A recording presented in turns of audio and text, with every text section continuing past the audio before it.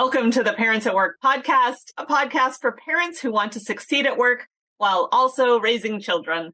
My name is Lori Mihalich-Levin, and I am joining you today from sunny and very hot Washington, D.C. It's April, and it sort of feels like it got hot very, very quickly, and then it's going to be freezing. So typical for this part of the year. I am a healthcare lawyer, founder of a program called Mindful Return that helps employers retain their new parent top talent. And I'm mama to two wonderful redheaded boys who are now ages 10 and 12. I am joined today by my co-host and amazing husband, Jason Levin. Hello, Jason. Thank you, amazing co-host Lori Mihalich-Levin, and amazing wife. Pleasure to be with you on the Parents at Work podcast. Yes, it is warm in Washington, D.C. today, and a thrill that we get a chance to focus on the moms in professional development, where we did the dad episode recently. I'm the founder of Ready, Set, Launch LLC, where I'm a keynote speaker, trainer, and coach. I advise executives on how to grow their professional services practice and make intentional career transitions.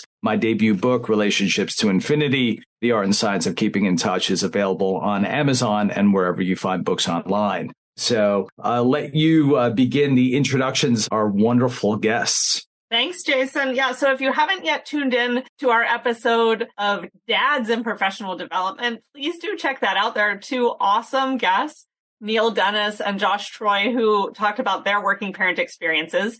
And today we are here with two amazing moms, Aisha Greene and Stephanie Felder, who are here to share their stories with you.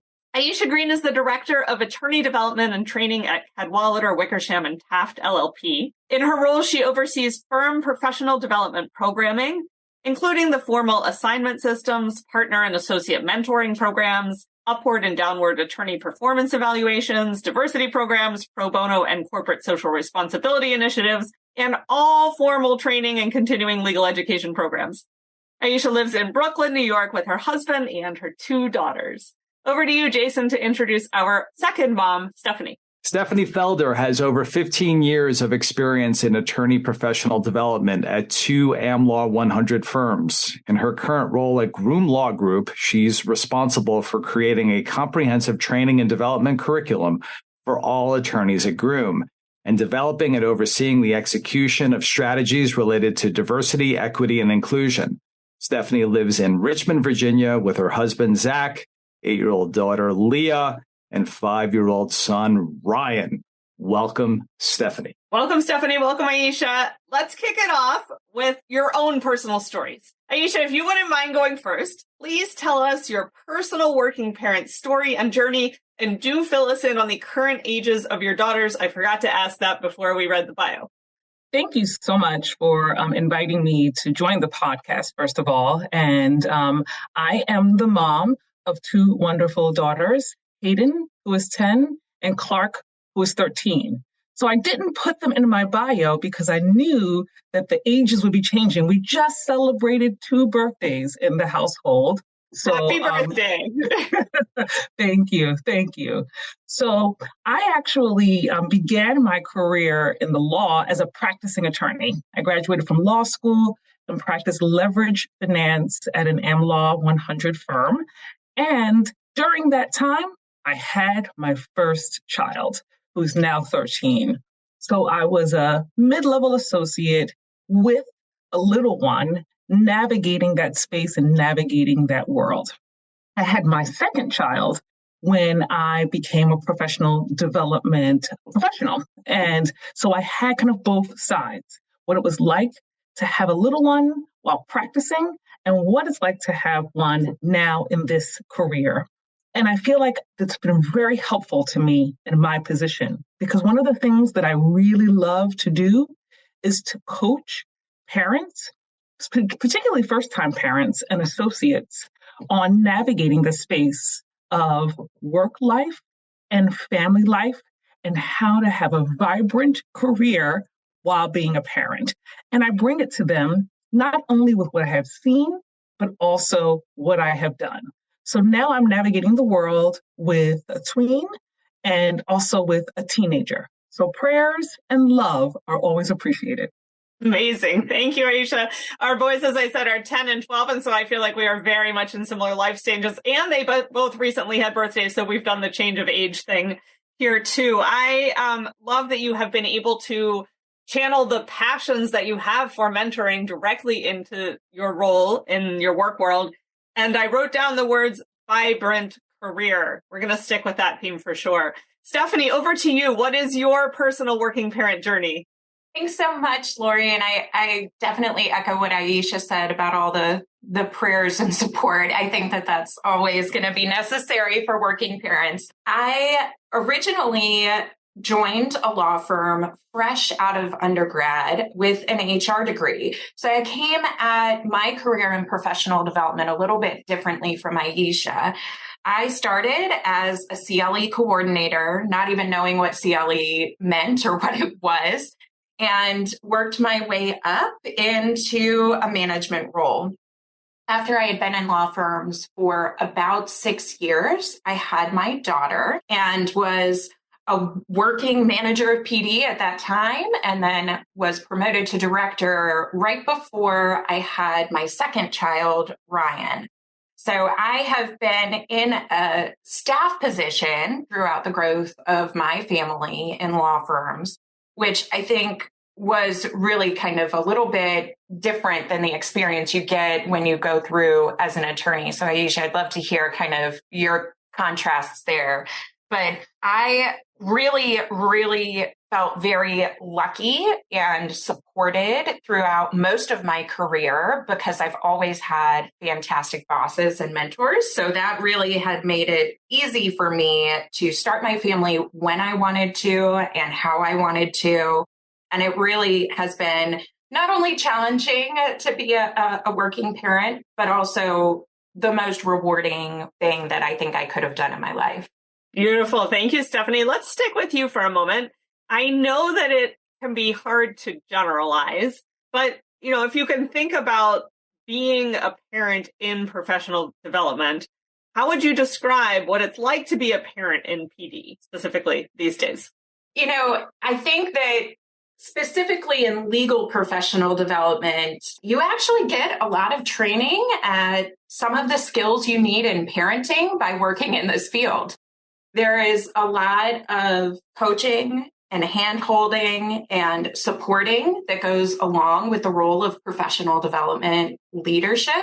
And so those skill sets, I think, actually really helped me in my role as a mom. Being able to manage my time, being able to be flexible, and being willing to learn and grow.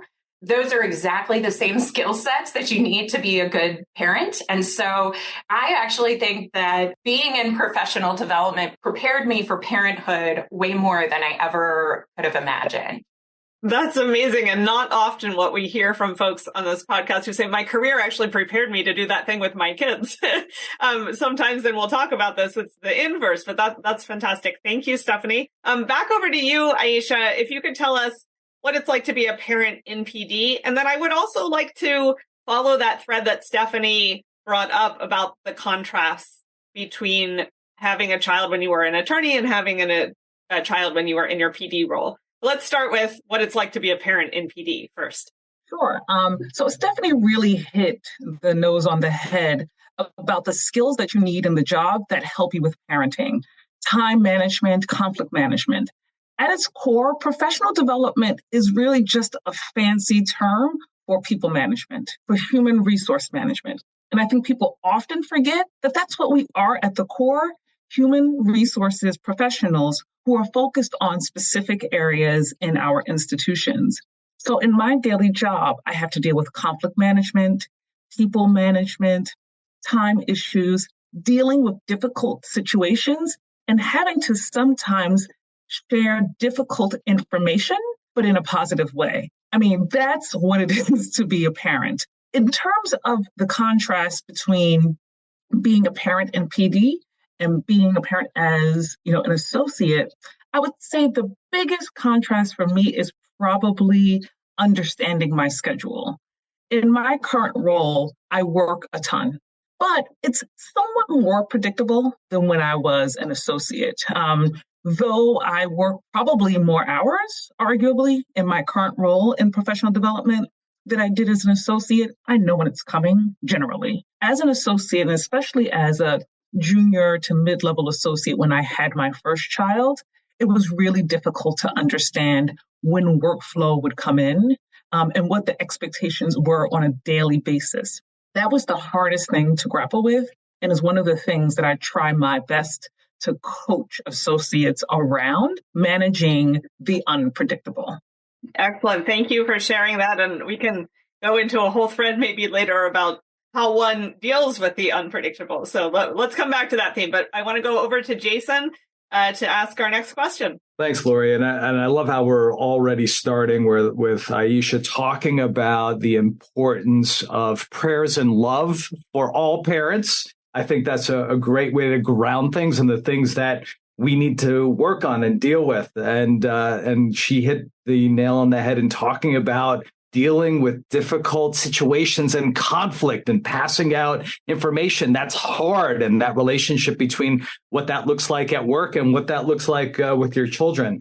And I love how Stephanie's talking about how she herself has learned and grown. And I feel that we all do that as parents, that like our kids are such great teachers of ourselves. So I want to start with Stephanie. When we think about the important supports that you have in the workplace, Stephanie, what did you find particularly helpful as you became a working parent? Well, I would be remiss if I didn't mention Lori's return to work program, because I did participate in that after I had my first child. So even though it's been almost 9 years since I had my daughter, I still think about those calls where new moms all got on and shared tips and tricks and advice and words of support.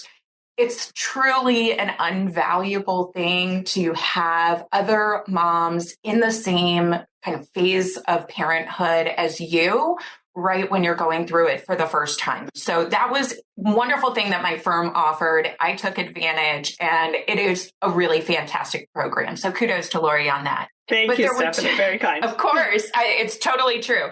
The other two things that I think really made an impact for me personally was having a quote unquote mom mentor. I had a partner in my law firm at the time when I had my daughter who was just really supportive. She called me on my first day back to the office and checked in. She was the one who encouraged me with my breastfeeding journey and really made it possible for me to see that someone in a fast-paced, high-stress career really can do these things, that it's not impossible to make it through that first 6 months or the first year.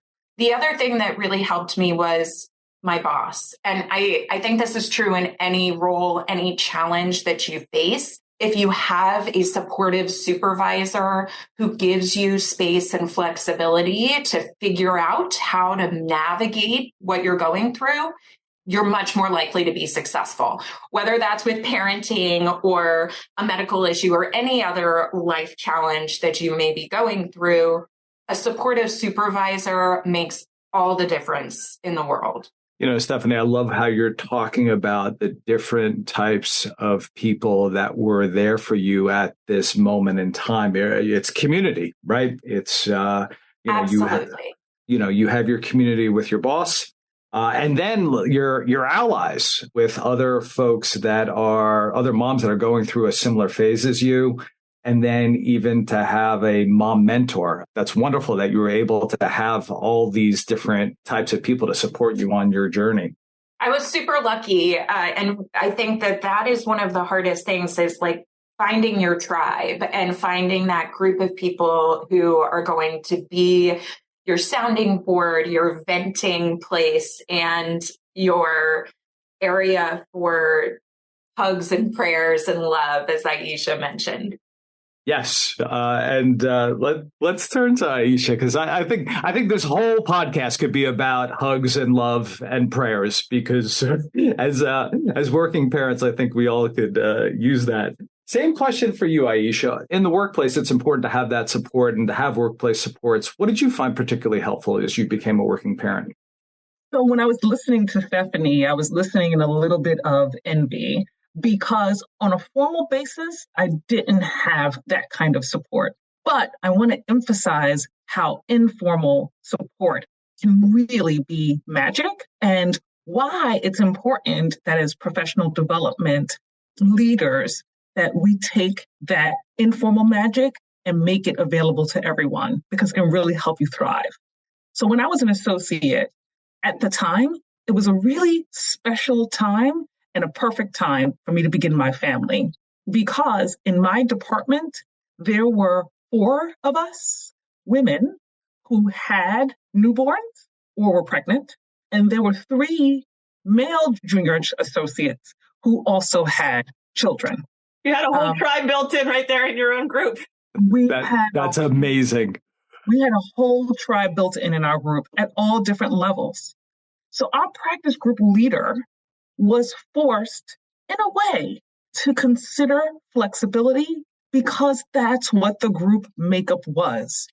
So when I was junior associate, there was no formal sort of onboarding program for returning parents. There was no formal remote access, but I asked for an accommodation, got it immediately. And when I did my first review after having my child, I said, how has it been with me working remotely? And he said, you're working remotely? And I said, yes. Love that. One day a week. He said, I didn't even notice, right? And so I'm not a spring chicken. This is before people thought about, sort of remote work and the flexibility around it. But I had that in an informal basis. I had lots of support from the more senior women in the group who were either pregnant or had newborns. We supported each other. We jumped in. When something came in on a weekend, we would chat with each other to see who needed help. How can I support you? That informal help really got me through my first year. It absolutely did. But in my PD role, what I know is not everyone gets that automatically. So it's really critical that that magic be bottled and given access to everyone. So that's why in my role, we make sure that people have the mentor that Stephanie is talking about, that they have access to the parents group that we've helped to create. Because in order to really have that vibrant career, you're going to need as much support as you can gather. Aisha, that's incredible that you had such a wonderful set of informal relationships all going through the same thing as you were, and that you've taken those learnings into something more formal to help the next generation of parents. That is absolutely fantastic. I also love that you negotiated. You put your hand up and said, here's what I need. I need a day at home and I need flexibility the word flexibility being even a discussion. So kudos to you. Aisha, I want to stay with you. I want to bring out a little bit of the coach in me. And I'm always curious with how people went on their own professional journeys, whether it was in middle school or in high school or in college. Talk about your first job and what you learned from it. So my first job was actually working for the Big Apple Games, which is a camp in New York City, a free camp for disadvantaged kids. So I was a counselor. I was 16 and had no idea what I was doing, but it was a wonderful experience for a number of reasons. One, I was working with children. It really helped me to know how much of an impact we all have on the children and the communities in which we interact. But also, it really helped me with the difficult situations and solving problems. And it also helped me to realize I probably couldn't be a teacher. That's what an incredible self-awareness moment. And I find it fascinating that in our Dads in PD, both Josh Troy and Neil Dennis were also camp counselors when they were in high school. I'm cracking up over here. And, Jason's first job, I think, also was as a camp counselor. Yes. So I've just decided that if you're a camp counselor, your future is in professional and career development. But Stephanie, we don't mean to exclude you, though, if that wasn't your experience. Well, I wasn't a camp counselor, but my first job was as an infant room teacher at a daycare. So very similar. I started in childcare, and I don't know if that means maybe we have the patience, maybe we are gluttons for punishment. Either way, it feels like there must be some sort of a theme happening here with childcare and then a path to professional development. Well, you're using the word care. And being a caregiver, I think, is just something that's important when you're thinking about others and helping others and understanding others. How did you get that job, Stephanie? I actually started when I was 14 at a daycare. My sister also worked there, who was older, and she got me in as soon as I could get that worker's permit. And I actually worked in childcare all the way through my undergraduate degree. So I spent about 8 years working in childcare full-time while attending college in the evenings. And it definitely taught me a lot about myself, but it also taught me how much I wanted to be a mom. I knew pretty early on that I love being around babies. I still do to this day. I'm one of those people who can't help but smile when I see a little chubby cheek. So I think that it was partly because I knew how much I enjoyed being around babies that I wanted to stay there and do it for so long. But I think also it was challenging. It wasn't easy, and it was more experience in the ultimate goal for me, which was to become a mother. That's wonderful. That's really wonderful. Lori, next question. Go for it. Yeah, well, just first, I was reflecting on my first job, which was in the children's room of a public library. And now half my life is law, which is the book part, and the other half is mindful return, which is the kid part. So somehow our first jobs do have influence over the rest of our career, I think. Also, Stephanie, I wanted to note that I think that passion for the little chubby faces is something we can carry on throughout our lives. And I've decided in my retirement, I want to be a NICU cuddler, like as my volunteer gig. So, maybe we can go do that together in our old age. Oh my gosh, that would be a dream job for me. I would love it. Awesome. It would be incredible. Okay, we can go do that together. Okay, so earlier, Stephanie, you talked about the fact that the skills that you gained on your job were useful to parenthood. I'm wondering if we can flip that question around and see if there are particular skills that you've gained through parenthood that you've been able to use back on your job. That's a really good question. I think for me, the biggest thing that I've learned through being a parent is patience. I'm not the most patient person. I do have a little bit of a need for instant gratification. I recognize that about myself. I think working in a law firm, a really fast-paced environment, you want to get things done. You want it to happen on your timeline. You want to see that immediate return. And for a child of the 80s, I really grew up in an age of technology and instant gratification. So learning patience was hard. I won't say it was easy. I think that was the hardest thing about becoming a mother, was recognizing that you can't control every factor of the day anymore. And you have to be flexible. So that flexibility, that kind of creativity to find a different solution or a different path forward when the kids don't want to get in the car or they don't feel like taking a bath, may seem like a little thing in the moment while you're parenting, but that same strategy often has helped me when I hit roadblocks in projects or new initiatives at my firms. There's always an alternative path. There's always a different angle that you can take to satisfy the various stakeholders and players within an organization. And I focus much more on that now than I did prior to becoming a parent. That resonates so much. Patience is an ongoing journey. And it sounds like it's patience coupled with creativity, because you've had to think about all the different ways that you might be able to get the result you want. I love that. And now for a quick note from our sponsor. This episode of the Parents at Work podcast is brought to you by Mindful Return, an employee benefit designed to support new parents through the transition back to work after parental leave. Hi, I'm Lori Mihalich-Levin, CEO and founder of Mindful Return. When I went back to work after maternity leave, twice, after having two sons about 2 years apart, I realized that I could take a course on any baby-related subject under the sun, from making a birth plan to pumping milk to even pureeing baby food. But I could not find any resources to help me, a grown-up, navigate the personal and professional identity transition into working parenthood. I created Mindful Return to fill this gap. Employers, Mindful Return is a 4-week online group-based course that's both really affordable and really effective. Our employee retention statistics among our course alumni are off the charts. Head over to mindfulreturn.com and click on For Employers in the navigation tab to learn more about bringing our programs for working parents to your workplace. 75 employers already offer Mindful Return as a parental leave benefit, and we'd love to give you a quick behind-the-scenes tour of our courses. Again, head over to mindfulreturn.com and click on For Employers to get in touch. Now back to our episode. Over to you, Aisha. What sort of skills do you think that you've gained through parenthood that are translatable in your work?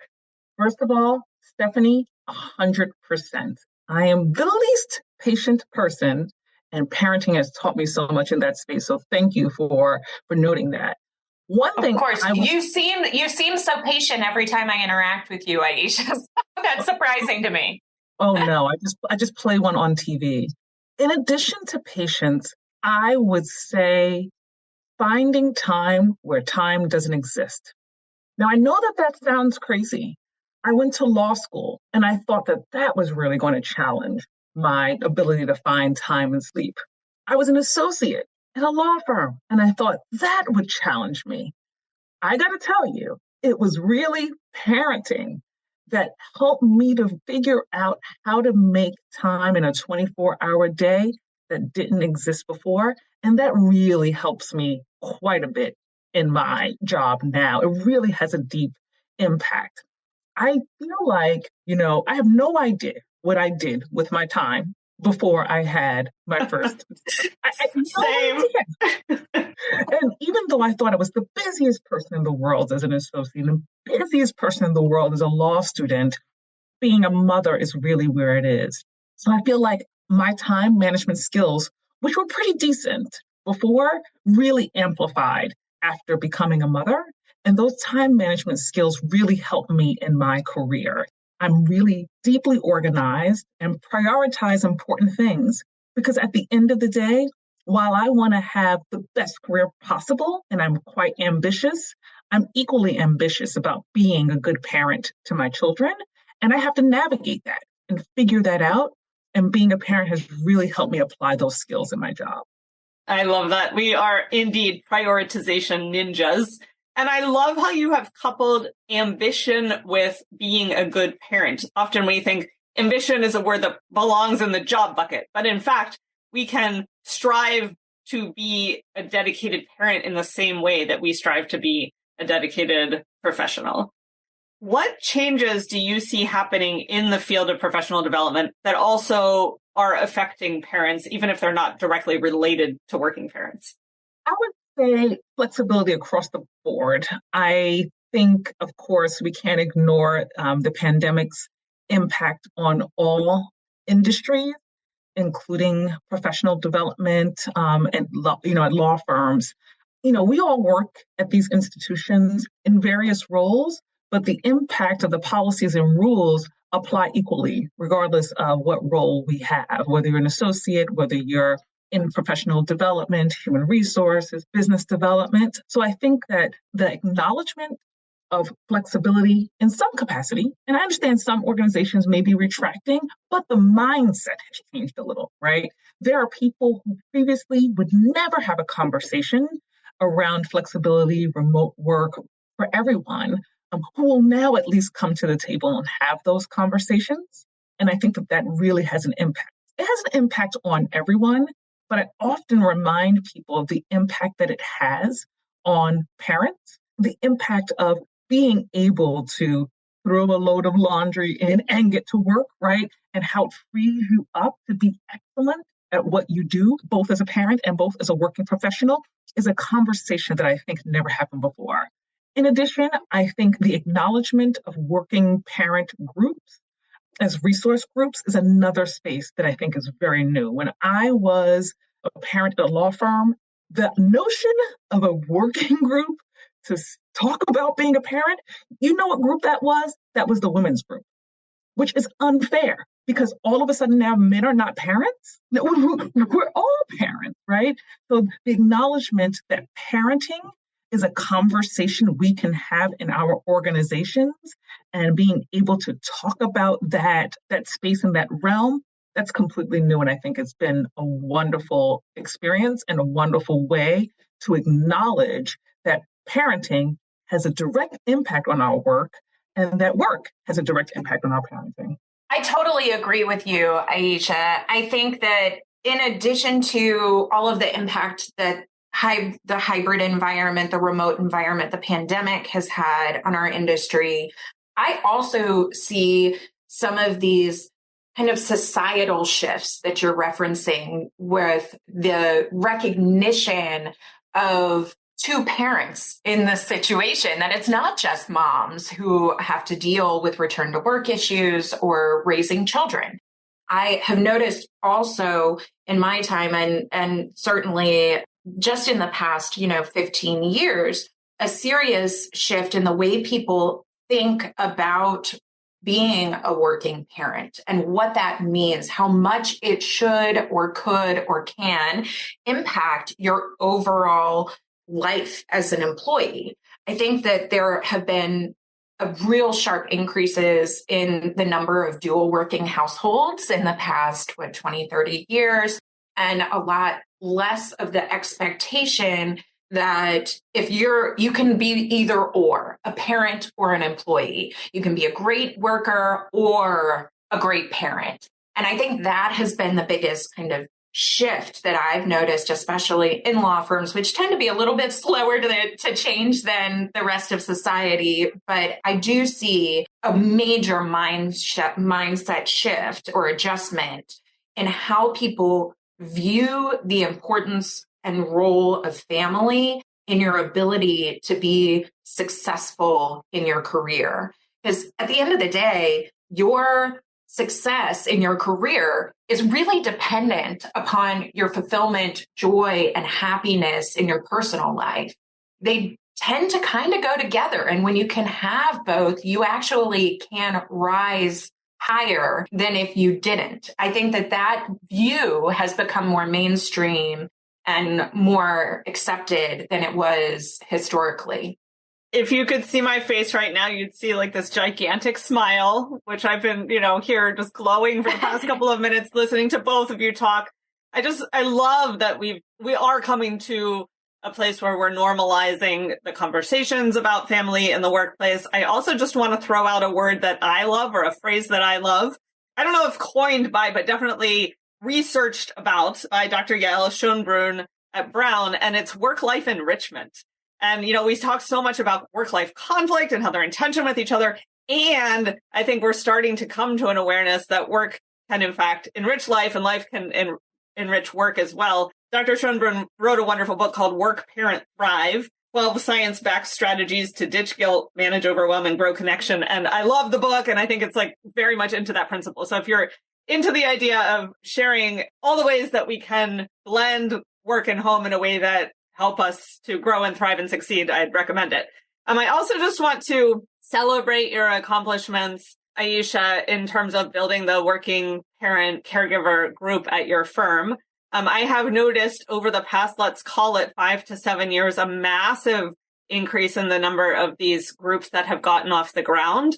I'm a serial founder of these groups myself and wound up starting something called the Working Parent Group Network, which is for the leaders of working parent and caregiver groups. If anyone's listening who is leading the charge or running one of these groups at your organization, feel free to connect with us. We have a Zoom call roughly monthly and an email list. You can go to www.mindfulreturn.com/WPGN. Initially, I started that group because I wanted to find other people who are running working parent and caregiver groups. And maybe there were a dozen of us and we just share some ideas. And now there are like 270 people on the list. And so Aisha, thank you for the leadership that you're bringing to that space and for interacting and for your engagement with the Working Parent Group Network as well. I was going to say thank you so much because finding that group was really helpful. We started our Working Parent Group, ironically, in January 2020. So, pre-pandemic. And barely. We didn't realize how much it would have been necessary. And, I encourage everyone who might be leaders in this space, join the network. It's so helpful to hear what people are doing in all different kinds of industries. That's what I love most about it. It's not just legal, it's working parent networks everywhere. So it's really good, an excellent resource. It's been wonderful for us. Wonderful. I love the people in there. Yeah, it's government and for-profit and nonprofit and big companies and small companies, and really a way to, I think, help working parent and caregiver groups not recreate wheels and spark innovation and ideas within their groups. So before I do the wrap-up questions, I love what Stephanie's talking about in terms of how the role of family is really integrating into how we work and vice versa, and how Aisha's talking about how we're all parents. We are all parents. We all have a role and responsibility in this, and a wonderful opportunity. And there was something that Aisha had said earlier I wanted to go back to because now I'm curious. I'm really, really curious. Aisha was talking about how you think about time and how you prioritize, and becoming a parent has allowed for you to even become better at that. So if I'm on a Sunday or a Monday and I'm in Aisha's mind, what's going on? What are you thinking about differently in terms of your own time and your own time management? And how are you approaching time differently than you had beforehand?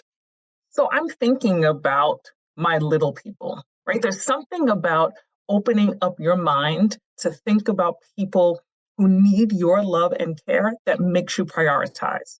So that's what I'm thinking about. If you were in Aisha's mind, it would probably look like a Google Calendar. And Okay. It would be color-coded and highlighted and project managed, shared with all of my family members who help with the care of our family. So I'm thinking about, okay, all of these meetings that I need to go to, who can be my deputy to handle some of them?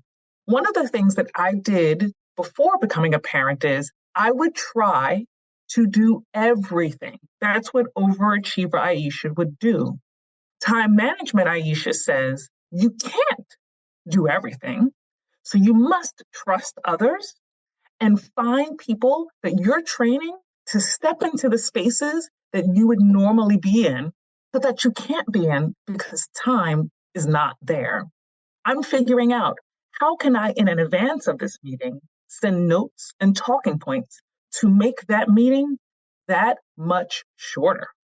What can I send to someone in a calendar invite that lets them know what we're covering and what we're doing? Because this 1 hour meeting can be 30 minutes. I'm really trying to strategically think about how I can use my time better by having others involved, by giving information, and I'm also prioritizing and cutting out some things. I can't do it all. And you know what? No is a complete sentence, and it's one that I have learned to use as a parent. Wow. No is a complete sentence. I love that. And I love how you're trusting others and your intentions in terms of how you think about either you do this yourself or you send somebody else and empower them to do so. Stephanie, I saw a thumbs up from you.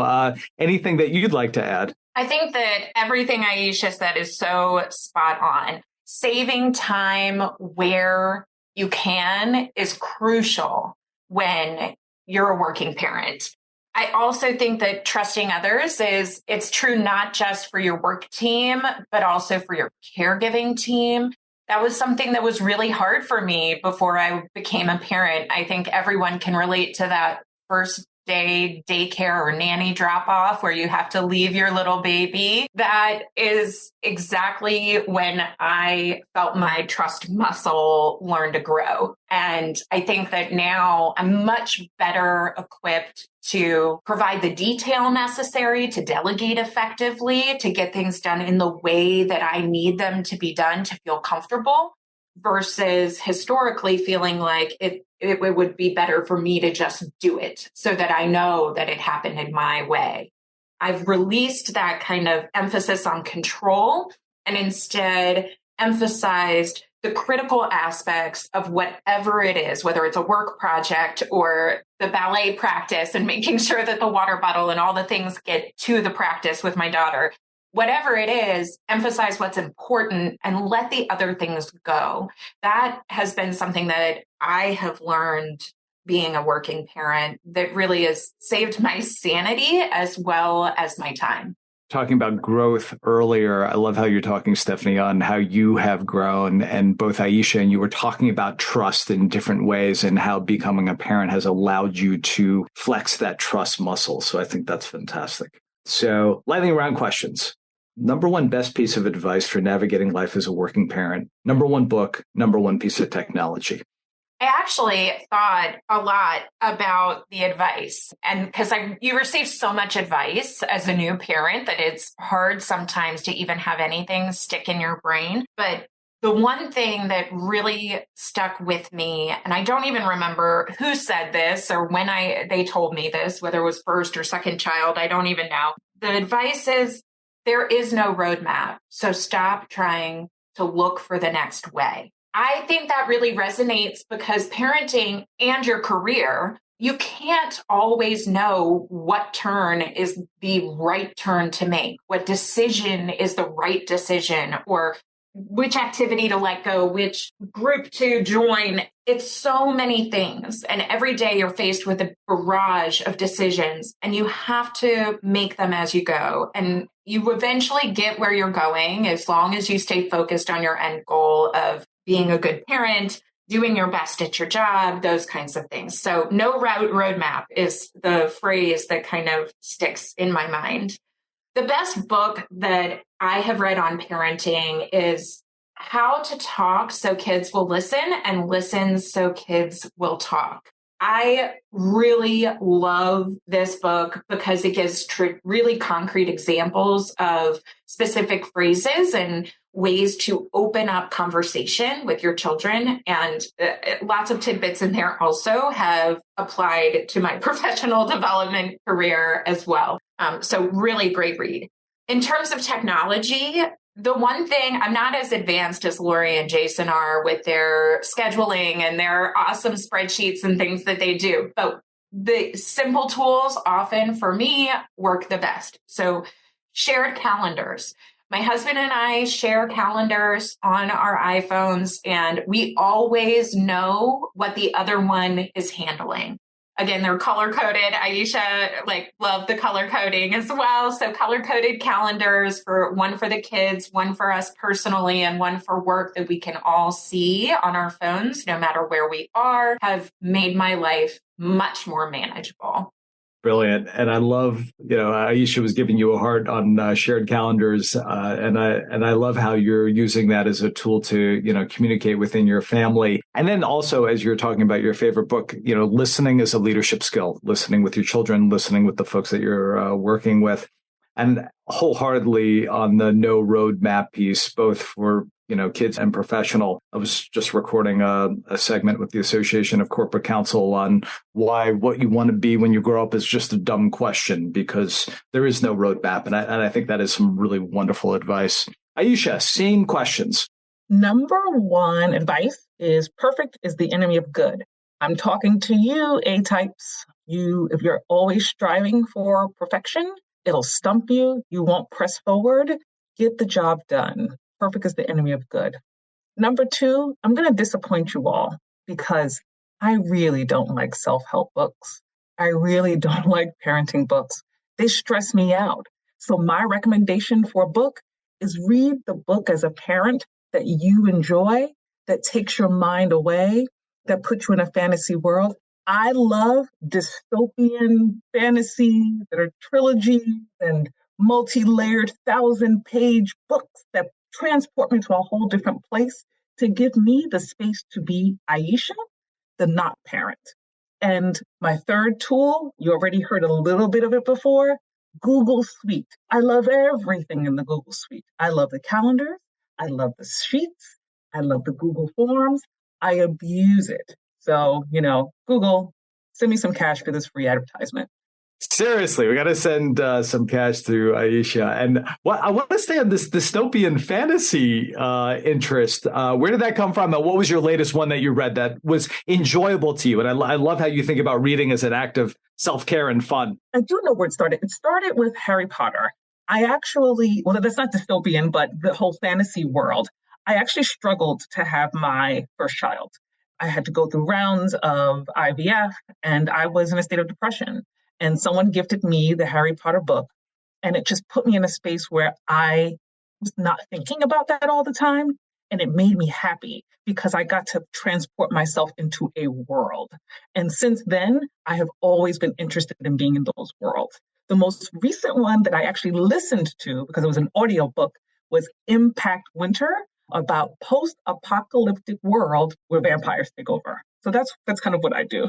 I love it. I love how these make you happy and that you focus on your own happiness, and that has brought you into you being the best version of you. That's absolutely brilliant. Thank you, Aisha, for sharing. That's very special. Well, this has been so much fun. Thank you, Aisha. Thank you, Stephanie, for sharing your stories and your wonderful advice with us. It resonated so much. If you listen to this episode and you have a friend or a colleague who is in the professional development field, please share this episode and also the episode with the dads in professional development with them. Even if you just have a friend who's a working parent who could use some very wise working parent counsel, please send the episode over to them. Also, follow the Parents at Work episode so that you don't miss any of our upcoming sessions. And if you would take a minute to leave a review, that would mean a lot to us. Thank you again for joining today. Hope you'll stay tuned for future episodes. And if you're a working parent, remember, you got this. Bye, all.